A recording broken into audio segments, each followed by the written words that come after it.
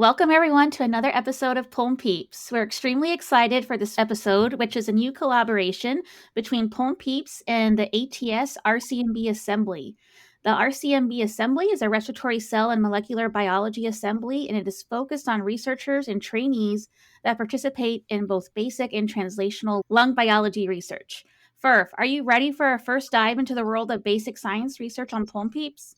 Yeah, hey Monty, I am ready. I'm a little intimidated, as I always am when I'm with basic and translational science, but I'm also really excited. Obviously, basic and translational research is foundational for all of us to understand pulmonary pathology. And ultimately, these major breakthroughs are always starting in this way. And so it's great for us to understand a little bit more about it.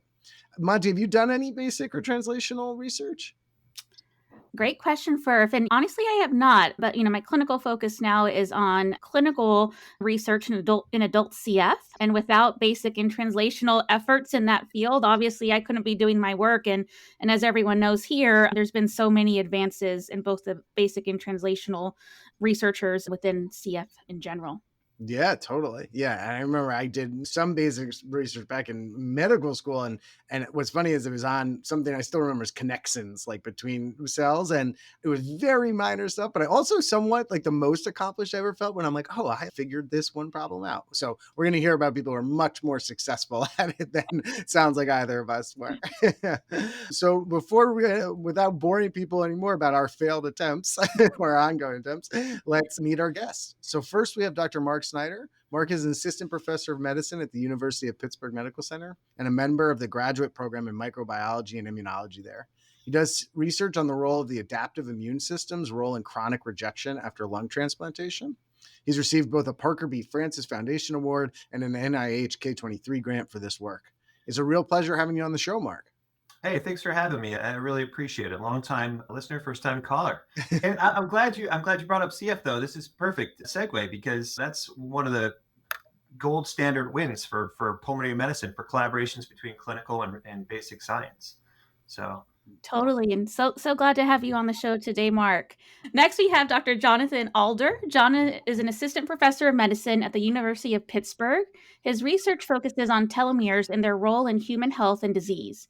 He's also an accomplished researcher and was also a Parker B. Francis Fellow and now has an NIH RO1 studying telomere-mediated lung disease. It's a true honor and privilege to have you on the show today. John, welcome to Pulm Peeps. Christina, Dave, thanks for having me. This is fun, and I look forward to it. I should say this is actually my first podcast, so let me know if I'm doing anything wrong and how to share my slides. Yeah, yeah, absolutely. We'll give you the floor for the next 45 minutes talking through 'em. I love it. We'll, we'll make sure you're not on mute, John. Yeah. You may want to make sure I am on mute. Right, potentially. We can always edit it out after, don't worry. So just before we dive in, as our standard disclaimer, this podcast is not meant for specific medical advice. The views we express don't necessarily reflect those of our employers. If we talk about any patients, we've changed some details and all the data is HIPAA compliant to protect their privacy. Thanks, Verf, and so excited to dive into our discussion today with our experts. And before that, though, I want to present a common patient scenario to set up our conversation. And this is typically a patient that we may be seeing in clinic or in the inpatient setting. But for today, we're going to be meeting a 51-year-old gentleman who's being seen in pulmonary clinic. He went to his primary care physician 3 months ago with progressive dyspnea on exertion that's been worsening over the past 2 years, but really limiting him the most in the past 6 months. So now he's saying that he has dyspnea even with walking to the mailbox, which is about 200 feet, and has to stop to rest. So this is a big difference for him in the last 6 months. He also had a worsening dry cough that really bothers him. Past medical history is notable for him being a former smoker. He did smoke about 1 pack per day for 10 years, but he's now quit over 21 years ago. As far as family history, that's important for our listeners today. He does have a family history of lung disease. His father, grandfather, and uncle on the father's side all were diagnosed with farmer's lung, and he's worked on the same farm as well. So his primary care doctor did a progressive workup, and ultimately he had PFTs that showed a restrictive ventilatory defect with a moderate reduction in his TLC, FRC, and RV, and a moderate reduction in gas exchange, or with that being his DLCO. As far as diagnostics, he did have a chest x-ray and then a CT scan that was not a specific ILD protocol, but did show some peripheral basilar predominant clusters of 5 millimeter cystic air spaces subpleurally, as well as traction bronchiectasis.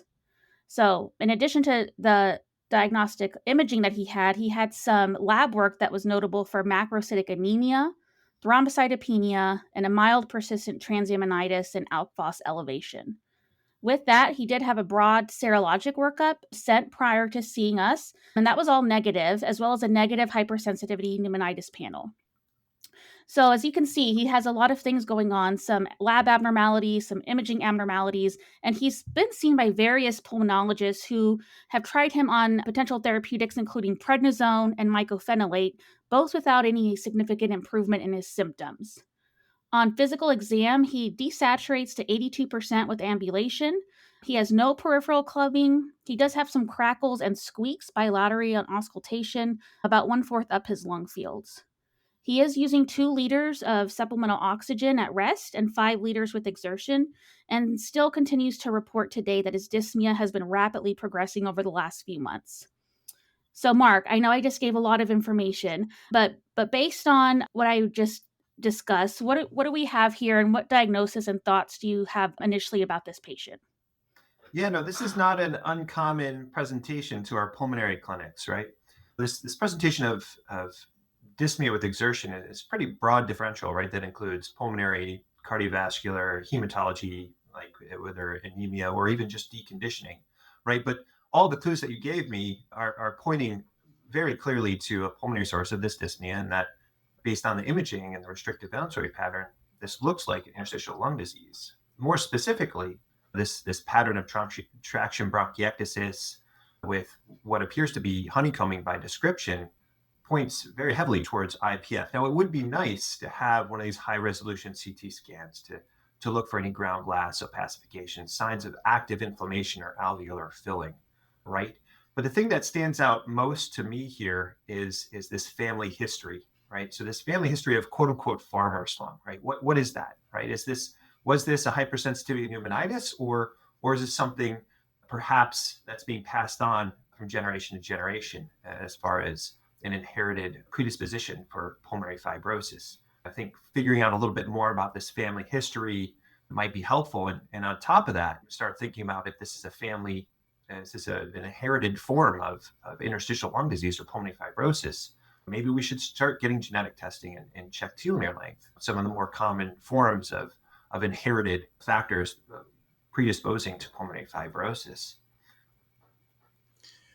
Yeah, this is great, Mark. And I like a couple points just to highlight, as you said. One, it's true that this type of presentation is not uncommon, unfortunately, right? Because a lot of people get to a specialty clinic like this really late in their course, right? And where we do a lot of work. We have another episode about ILD you can listen to about trying to get these people in earlier. And then the second thing is, like you said, ILD clinic is a lot like detective work, right? Like you hear this farmer's lung, the family has it. Is it farmer's lung? Could it be something else? And so I love that you're like making these connections based on what the patient's telling you. I feel like this is what happens in real time in ILD clinic, which is why new patient appointments are always 1 hour and never shorter than that. Right. Right. You mentioned thinking about telomeres in this case, and I want to dive into that a little bit more. John, can you remind us what telomeres are and the potential role that they play in health and disease? Sure. I think most people remember telomeres are these funny caps on the end of our chromosomes. They're composed of this sequence TTA, GGG, repeated hundreds or thousands of times. And when you think telomeres, you should think 2 things. They do 2 jobs. First, they suppress the DNA damage response, right? So the end of a linear chromosome looks just like a broken piece of DNA. So the first thing they do is they block those chromosome ends from being recognized as broken pieces of DNA. But they also have this important job in replicative senescence. And I think that's where that drew the attention of a lot of researchers. So as cells divide, they're incapable of copying the very end of their telomeres. And so what happens is in each replication, the chromosome gets a little bit shorter. And telomeres solve that problem by building this essentially junk sequence, TTA, GGG, onto the end of a chromosome. And each time a cell divides, a little telomere sequence is lost, but that's okay. It doesn't encode for a protein. And so these are important buffers and solve what we call the end replication problem. So in humans, when there are defects with telomeres, they can cause a spectrum of clinical problems that are largely dictated by telomere length. Patients born with extremely short telomeres develop disease as infants and adolescents, and individuals born with short telomeres, but not extremely short, often develop disease as adults.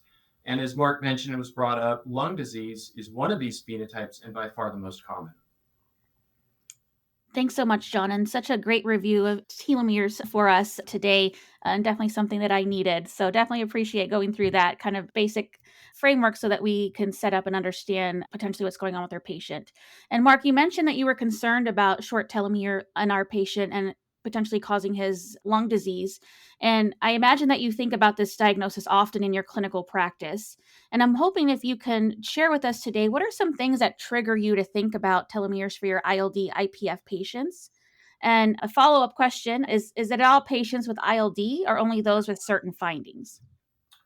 These are great questions, and we're still trying to figure out a lot of this. This field has grown very rapidly over the past couple of years. A lot of it due to the work by Dr. Alder here, associating telomere length with the risk of idiopathic pulmonary fibrosis, and on top of that, interstitial lung diseases, because we are finding shorter telomere length in these non-IPF patients.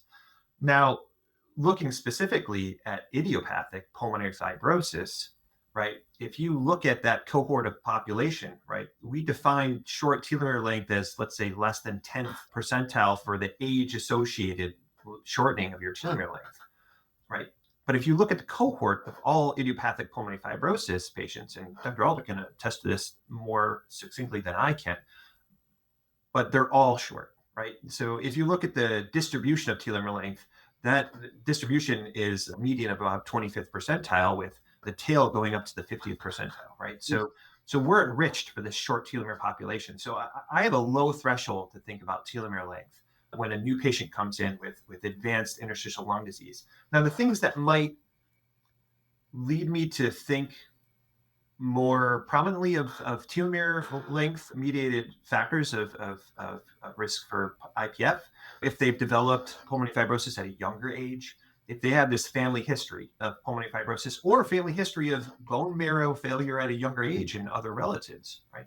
In addition to that, other laboratory values might lead me to suggest that telomere length might be playing a role here, right? So cytopenias, right? Not necessarily bone marrow failure, but thrombocytopenia along with pulmonary fibrosis, or any liver abnormalities. These are things that would heighten my index suspicion.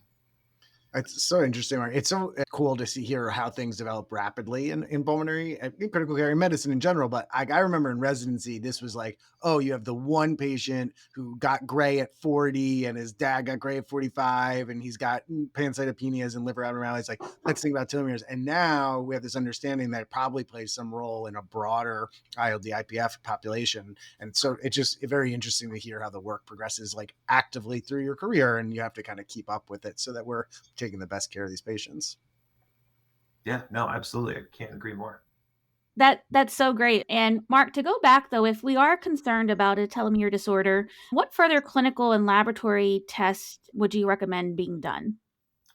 Yeah, no, it's a great question, right? So as I mentioned before, right, the cell counts are vital, right? So cytopenias, but these are usually sent by the time a patient is in front of you, as are the liver function testing. At this point, the two additional tests that are typically not thought of prior to referral to your ILD clinic is genetic testing and telomere testing. Telomere testing specifically, the most accurate way via flowfish, which it has been the most precise way to measure telomere length. Now, as far as genetic testing, it's not just telomeres, right? So there's other mutations that can lead towards IPF, right? MUC5B mutations in surfactant protein C. There's a long list of both common and rare variants that lead towards predisposition towards early development of idiopathic pulmonary fibrosis. I would say, though, that on admission here from this history, that the primary care physician did a good job, or pulmonologist that sent all this testing.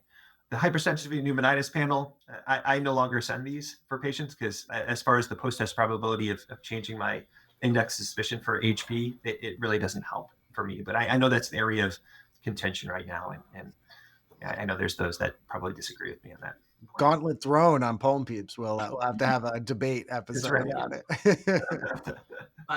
It doesn't happen very often, and this will probably be the only time in my career that I agree with Mark Snyder. But yeah, so Mark summarized it well. I just was going to add there are out there are a lot of methods to measure telomeres because I think there's a lot of interest in this right now. During the Super Bowl, there's advertisements to get your telo years measured. So right, this is everywhere now, and so there are lots of methods out there. I think, and Mark said this, flowfish has been the best characterized and validated in the clinic. And so, full disclosure, I spent a lot of time building and working at a flowfish clinic at Hopkins. And the second thing, and I was going to mention about flowfish. Flowfish typically returns telomere length measurements in a couple of hematopoietic compartments. So you may get, for example, granulocyte or lymphocyte. And in the early days, we used to say when a patient's telomeres were below the first percentile, that was highly correlated with a genetic or a germline variant in one of the telomere maintenance genes. But as time's gone on, and you referenced this, Dave, that things have changed a lot. And now that we have a lot of genetic information and telomere length, we found a lot of patients that actually fall below the 10th percentile and above the first percentile. And so I don't think these measurements should be seen as hard numbers. So basically, if you're at the 9th percentile, should you say this is not a telomere patient? Because we find some that still do. And when it comes to genetic testing now, this has become a huge business, and the price continues to fall. And there are now several panels of genes you can order. You can order them from a pulmonary side, which will include some of the genes that outside of the telomere, surfactant genes and others, or you can order telomere-specific panels. Almost all these panels will include the four main ones that I always think about: TERT, the reverse transcriptase of telomerase, TR or TERK, which is the RNA component, and then helicase RTL1 and PARN, another enzyme involved in the process.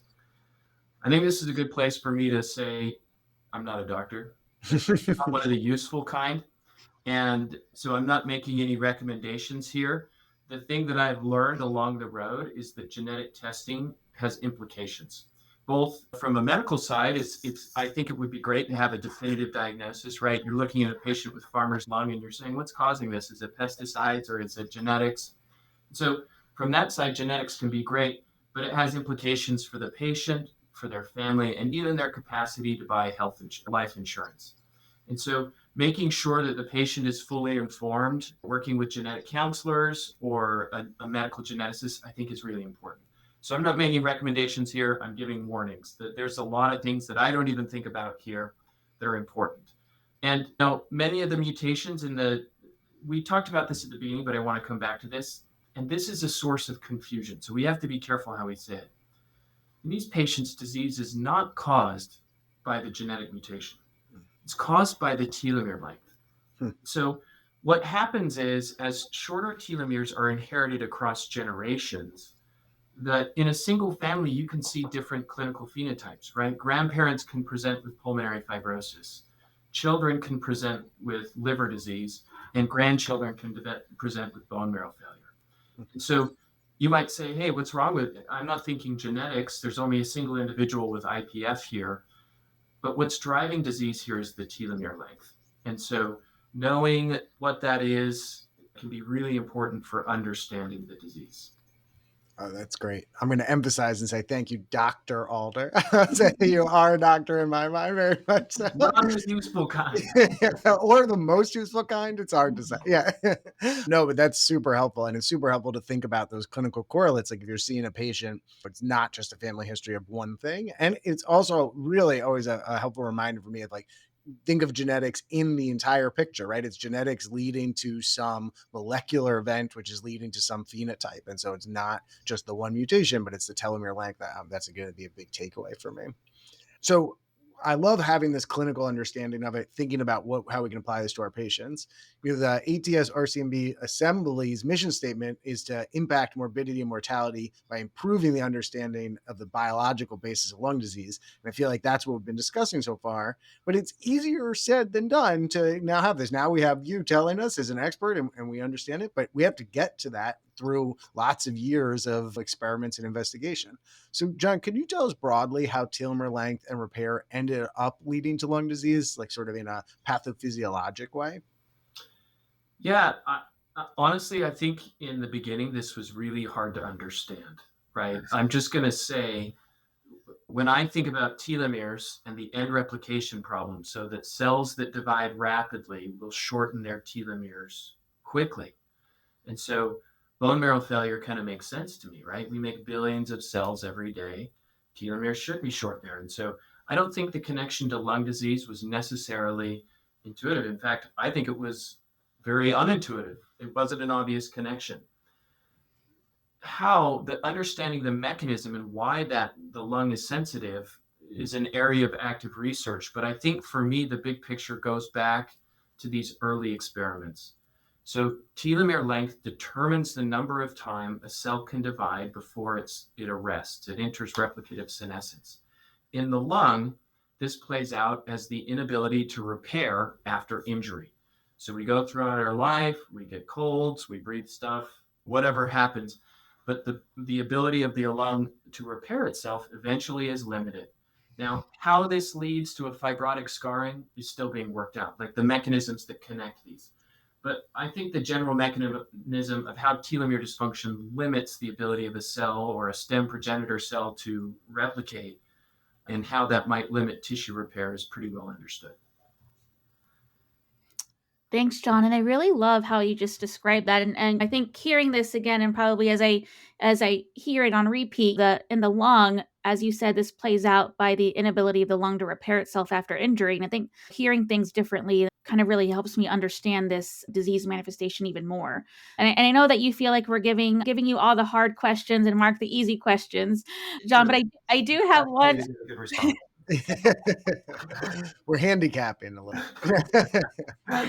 John, I do have one more question for you. This goes back, I know you alluded to some of this earlier, but when thinking about doing basic and translational research in science, you often don't know where to start, right? So I'm hoping that you can provide a little bit more discussion on the starting place of how some of the groundbreaking work was done between telomeres and IPF.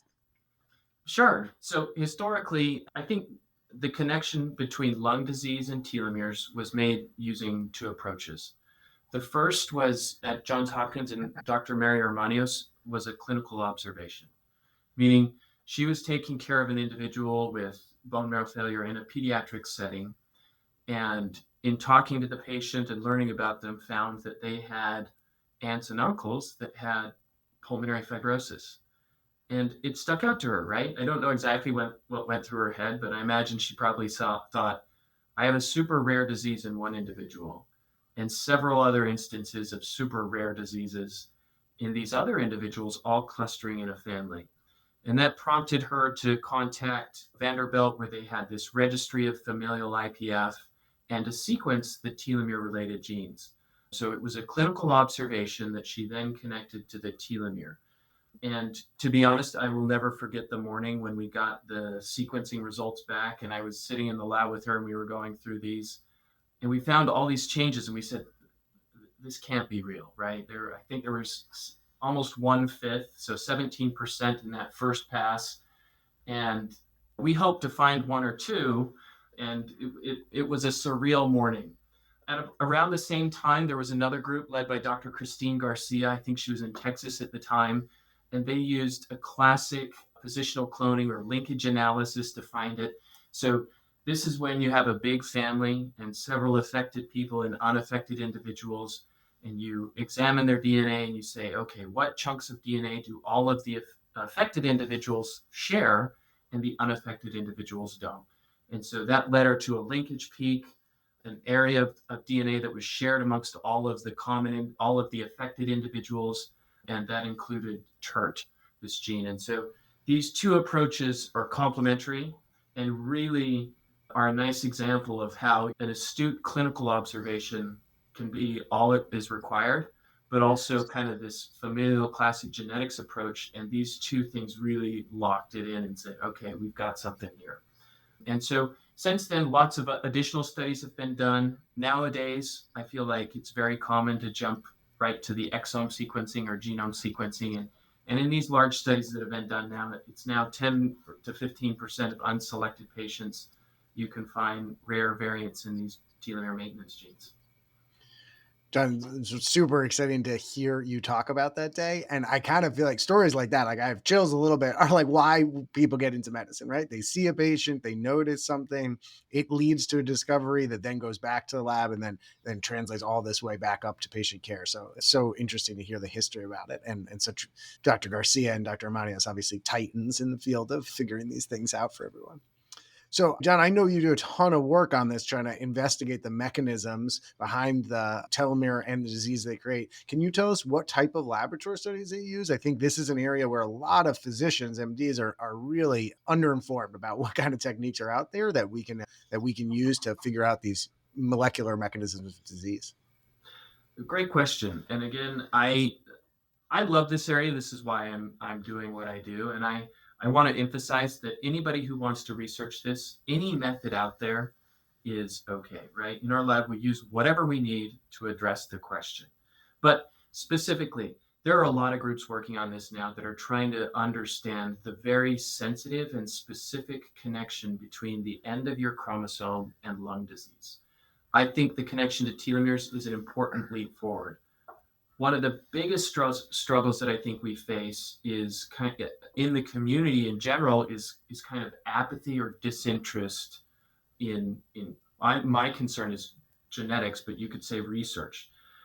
Here's what I think is so striking to me, and I love that Christina brought this up at the beginning, was pulmonologists of any group of physicians have one of the greatest wins, arguably a miracle in precision medicine, with the example of cystic fibrosis, right? For years, genetic analysis of individuals with cystic fibrosis was part of their care. I didn't care for any of these patients, and I don't know the exact workup for how you go from suspected CF to a diagnosis. But I think for many years, patients were sequenced, even though it's a clinical diagnosis, right? You can do, I think it's called a sweat test, where you examine. Nonetheless, the genetics informed research. And I don't think 20 years ago, people said, we need to sequence CFTRs so that we can find different classes of mutations and then design drugs so that eventually we'll sequence patients and pick specific drugs for the types of mutations they had. I don't think anybody saw that coming. And yet that information drove the precision medicine therapies that we have now for these patients. So remembering that same vision of looking forward, right? We may not have an answer today, but that doesn't mean we won't have one tomorrow. Right now, we need the information. We need to know, are there classes of mutations, right? Are patients with TERT mutations going to be slightly different than patients with RTEL1 mutations, such that drugs can be treated? I know there are groups that have worked on potential therapies for individuals with PARM mutations. And so having that information, I think, will really drive the next generation of drugs or interventions for these patients. That's awesome. Yeah, I think that addressing that sort of apathy is part of the reason that I feel like this assembly is so important. Part of the reason we want to discuss this in the show, right, is to get people motivated, interested in stuff. Because, like you said, the CF, like that paper, the papers on CF now are like dream studies that you look at. So if we could get similar outcomes for other diseases, it'd be amazing. Before we go further, Mark, this all sort of started because you told me about a sort of interesting case. It's just like fellowship. Mark used to come in and be like, Dave, what do you think about that? He was telling me, he was older, he was teaching me. So I'd be like, Mark, I have no idea. No. I was asking advice. Yeah. Mark is very old. Yeah. I want to clarify, Mark is very old. Yeah. Well, listen, we should get a telomere length and then we can see where we're at. Yeah, right. But Mark, can you tell us about this two patients that I think that you met? Yeah, so this is for a patient that came in to be evaluated for a lung transplant. So first and foremost, I'm a transplant pulmonologist. So quick plug, it's an amazing job, right? We get to see a whole variety of end-stage lung disease, and you get to Monday morning quarterback. I would have done this 5 years ago different. Don't tell the patient that, but you do it in your head. But so this is a patient, 48-year-old man, never smoker. Okay, so he was referred to us. He already had a known TNF2 mutation, and he had very advanced pulmonary fibrosis that was rapidly progressive. Right. On top of that, he had known bone marrow dysfunction with recurrent cytopenias. So he came to our clinic for an evaluation for lung transplant. He had been turned down every place else. Right. Mostly because of these concerns of this bone marrow failure, right? He had a biopsy showing bone marrow biopsy showing hypocellularity, but there was no evidence of myelodysplastic syndrome or any precancerous lesions. So how is he first diagnosed with TNF2 mutation? Well, his family history. I mean, his father, his uncle, his twin brother, all diagnosed with dyskeratosis congenita. Twin brother actually required a bone marrow transplant at a very young age, unfortunately died from postoperative complications. And so he was referred to us, like I said, pretty advanced disease, 2 liters per minute, supplemental oxygen at rest, 5 liters with any minimal exertion. He was initially evaluated. So we have a clinical trial at University of Pittsburgh of combined lung and bone marrow transplant, right? And so the goal for this trial is to address people just like this patient, right? People with combined pulmonary fibrosis, bone marrow failure, with the added benefit of a potential induction of tolerance of the transplanted organ, right? This is groundbreaking work from David Sachs, MGH, Megan Sykes over at Columbia, like trying to induce tolerance by chimerism, right? Here Mark goes again on the immunology stuff. T cells are the most important cell in the human body. I think it's been clearly documented.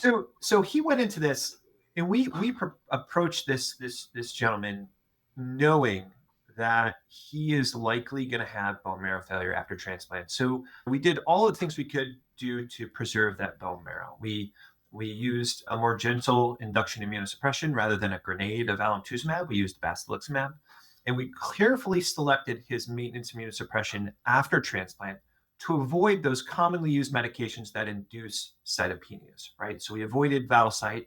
We used letermovir instead for CMV prophylaxis. We avoided cell cycle inhibitors like Cellcept, Myfortic, or Imuran. We went right to combined calcineurin inhibitor and co-stim blockade with belatacept along with prednisone. And he did so well after transplant, right? Everybody was waiting for the moment that his bone marrow was going to crash and he was going to have all these infectious complications. We were waiting for it, and it never happened because of our anticipation, because of knowing what problems we anticipated. We are able to prevent all of these adverse effects. And he's doing well. 3 years after transplant, his FEV1 is 83% predicted. He's had a paucity of rejection. He has no signs of chronic rejection. And he's a win of genetic testing driving our clinical decision-making and preventing bad things from happening. That's amazing. It's an amazing clinical story. Also highlights some topics we have to cover. We're always planning on doing lung transplant here. And then also I want this bone marrow and combined lung transplant is a pretty amazing trial. I'd love to hear more about that. As you just said, this case highlights when we know about a telomere-related mutation and its influence in our care of a patient. So we started with a case where we have suspicion and then we're trying to identify it, but now we know about one kind of de novo because of their family history and prior genetic testing. So John, I want to ask you, is it common with these types of telomere disorders to have sort of like a very variable penetrance like this? Like his twin brother needed a bone marrow transplant at a young age, and he obviously was not old when he started having these manifestations, only 48, but much older than that. And I'm wondering if we know, if it is common, what kind of factors influence how clinically relevant the mutation is and how it becomes a phenotypic manifestation. Yeah, Dave, I'm a little nervous discussing this case because I do think it might contribute to people saying, hey, see, genetic testing doesn't matter. This individual had a TNF2 mutation and yet they're doing great. So why would I do genetic testing? So I'm worried. This is an important case, but it does bring up some tough questions. So the short answer to your question is yes, incomplete penetrance of clinical phenotypes does happen in these families. And the reason for that is an area of active research where people are trying to understand. In the case of TNF2, for example, these individuals typically have the shortest of the short telomeres. Typically manifest or succumb to this clinical phenotype we call dyskeratosis congenita, which is kind of on the severe end of the short telomere phenotypes before they're 10 years old. Now, we've reported some of these cases in their bone marrow, they acquire some mechanism that protects them from the short telomere phenotype so that their bone marrow survives and can escape, but the rest of the tissues of the body can't. So all of these things can happen, and it makes it complicated. But I still remember when they told me they were evaluating this patient, and I don't weigh in on these things, but in my head, I'm just like, this is going to be a train wreck. This is not going to go well. Like TNF2 patients, they have these telomeres that when we go to measure them, they're so low. We're like, did the assay work? I mean, they're just super short. So we don't know the mechanism in all patients that's responsible for the variable penetrance, right? Where some patients develop disease earlier. We have seen cases where the environment can drive a phenotype to happen earlier. So for example, if you have siblings that both have the same genetics, but one of them is a smoker, you might see disease earlier in those individuals. So for some, we can kind of point our finger at that and say, hey, an environmental exposure changed how this disease presented itself. But the short answer and the answer to your question is yes, variable penetrance is common, and we don't fully understand why that is. Thanks so much, John. And I didn't realize that the clinical impact of having a TINF2 mutation, and that, as you said, kind of was the shortest of the short telomeres. So thank you for teaching us that today. And coming back to the patient, Mark, in a patient like this who has IPF with a known history, familial telomere disorder, does this change the way that you decide to treat their disease? Yeah, no, absolutely. However, I have to qualify that with there's not much research guiding us on these decision making. This is still an evolving field, right? Now, you can anticipate, I think part of the management of these patients is anticipating what can go wrong, right? So one of the best papers to help us predict what can potentially go wrong in this population was post hoc analysis of the Panther IPF trial. Just to remind you, I know we all know the Panther IPF trial, but just quick refresher. So Panther IPF looked at a combination of azathioprine, N-acetylcysteine, and prednisone versus N-acetylcysteine alone or placebo in patients with IPF. And the study clearly showed that there was harm in the immunosuppression group, right? So the treatment of IPF with N-acetylcysteine, azathioprine, and prednisone led to increased mortality and hospitalization in that IPF cohort, right? Now, Dr. Christine Garcia, now at Columbia University, provided an incredibly helpful study, which was a analysis of that Panther IPF cohort looking at their telomere length. And what her team found was that it was really those patients with short telomeres that were driving the increased mortality in that treatment arm, right? Suggesting that, what we know now, right? These patients are prone to bone marrow failure, right? And so if we give a medicine that's going to put you at increased risk for reduced bone marrow output, those patients are going to do worse, right? So what we typically favor is avoiding immunomodulation in this IPF cohort, right? So this is the cohort where when they come to see me at lung transplant clinic, I know they have short telomeres and their prior providers have put them on Cellcept or prednisone. I reach out to the provider and say, hey, we've done this telomere testing. You might want to reconsider that. This could potentially harm the patient while we're waiting to work them up for lung transplant, right? So, ultimately, as John alluded to, right, it's in addition to avoiding the immunosuppression and avoiding the immune modulation, these are patients that I have a very low threshold to consider for lung transplant. And so we like them referred to our transplant clinics early because there's less options for these patients. There's less things that we can do to help prevent the progression of disease.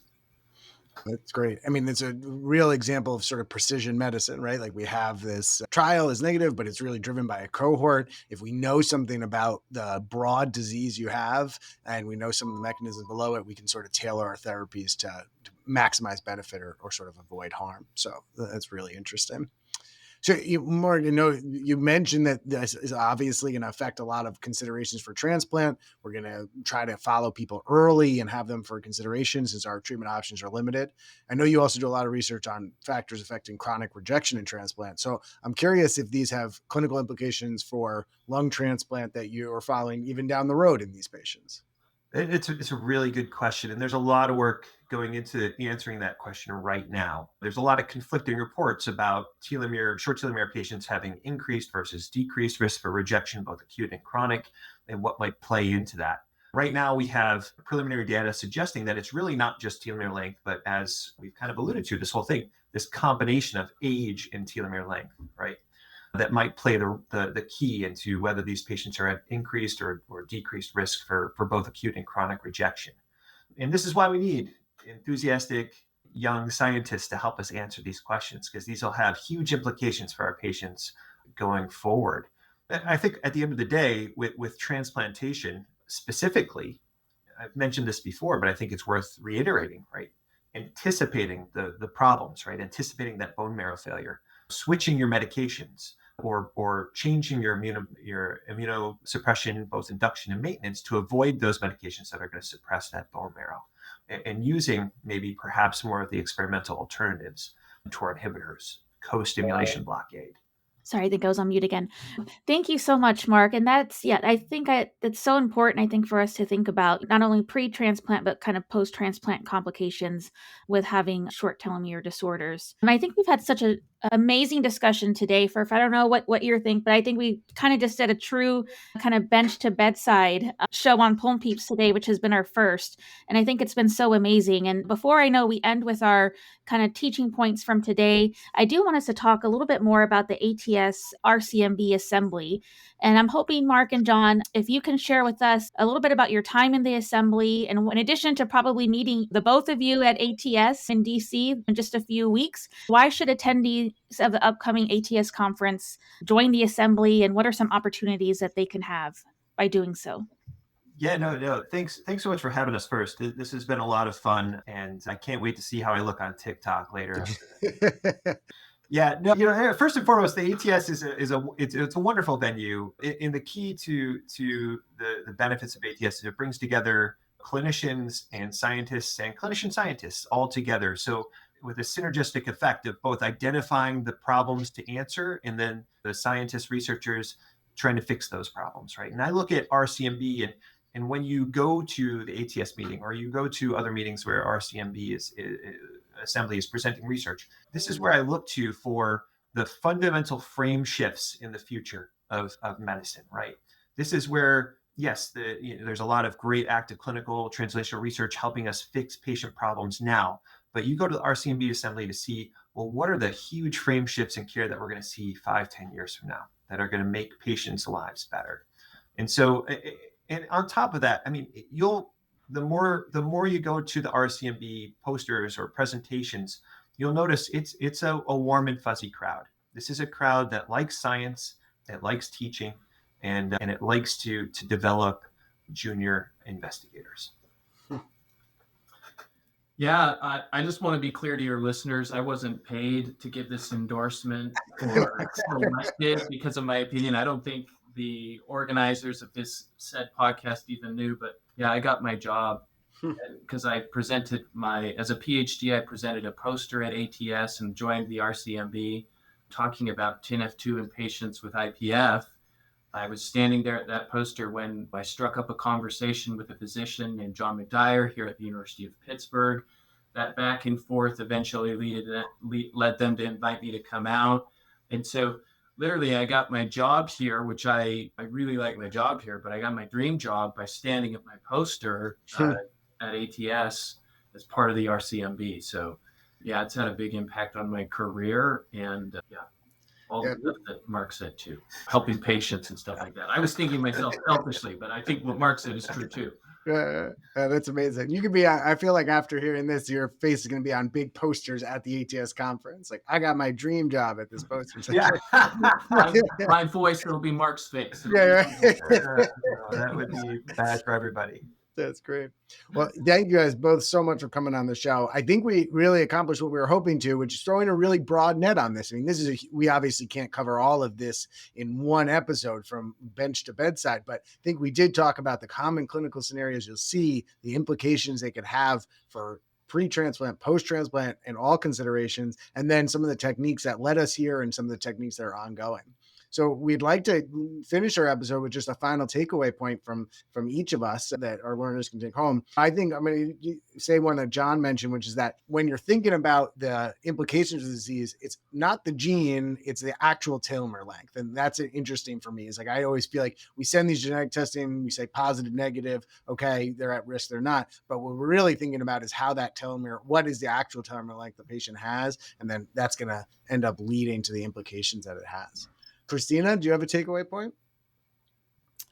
Well, I think I just want to say that maybe we were the cause to finally have John and Mark agree on something. So I think we should take credit for that. And I learned so much today from both Mark and John. And I think for extending a little bit, I wrote down some words that John had said earlier too. And I think what he said was many of the mutations in telomere related genes are inherited over generations, and each generation inherits shorter telomeres.